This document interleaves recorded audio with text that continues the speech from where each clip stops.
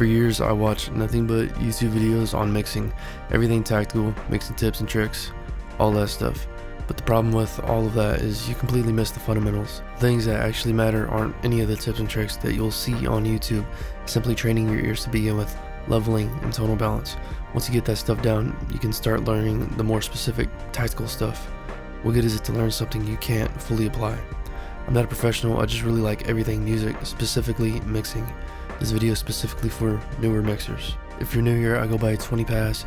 I've been mixing for 4 years. Everything I tell you to do in this video is stuff that I do or did to get better over time, that I help implement in my school, Simple Mixes. It's free up until 50 members. Check it out, link down below. First thing that's literally the most important out of everything is knowing what to hear.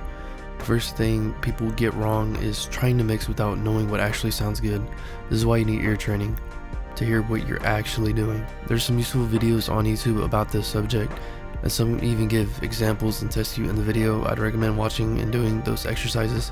But the method that really helped me get an understanding of what sounds good and what to listen for when mixing is the Spotify method and using Sound Gem. The Spotify method is pretty simple. Just listen to a whole bunch of good mixes on Spotify and directly compare, getting a rough level match with your mix, and just notice what sticks out and why. Once you get that rough level match, this will definitely help you catch what's sticking out in your mix.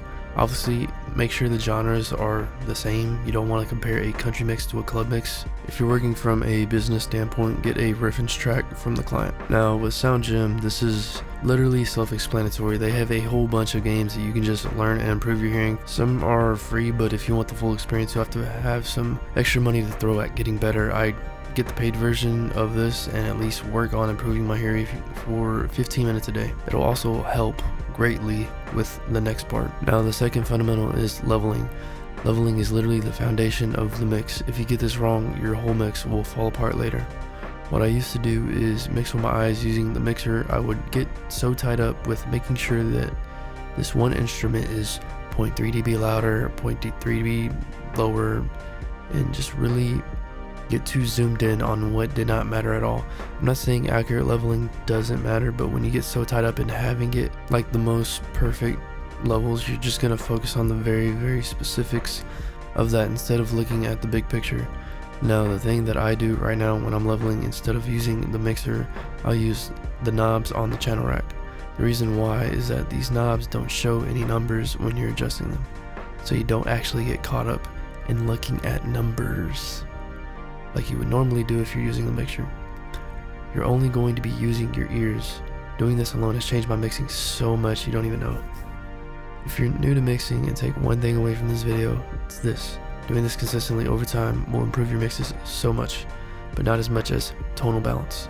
Now this is the part people skip to instantly, constantly applying very tactical mixing tips to when they don't even have the rest figured out. I'm only saying that because I was that person. I used to mix on Audio-Technica M40Xs, which sounded very good, but for mixing that is not what you want at all. You want a balanced headphone to make these tonal balance decisions as accurate as possible for good translation. I currently use the Ananda Nanos EQ'd. If you want more information about mixing on headphones, leave a comment down below with any questions, or just look up mix phones on YouTube. They have very in-depth helpful videos to get you started on that. Nowadays I have a sort of structure of how I balance a mix. For the instruments, I'll use a Portec to shape the sound till it sounds balanced. If it needs further attention, I'll go in with a Pro Q and adjust whatever is sticking out, or just get more accurate with what I'm EQing. If there's too much variation in the sound, I'll add a compressor. This is generally what I'll add to instruments. Everything else, just leave it alone, just to keep it simple. Some other plugins that I might use are Soothe, Detroubler. I like using transient shapers on my kicks just to make them more specific to what I want, and getting a better translation, a better punch, a better sustain, all that type of stuff.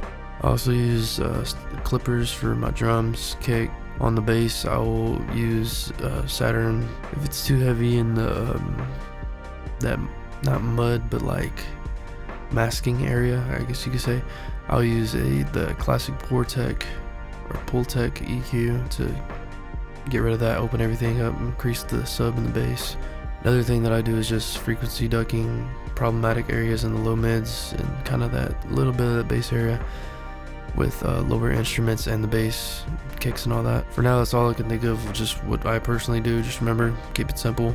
But if you like this video, you'll definitely like this one. See ya.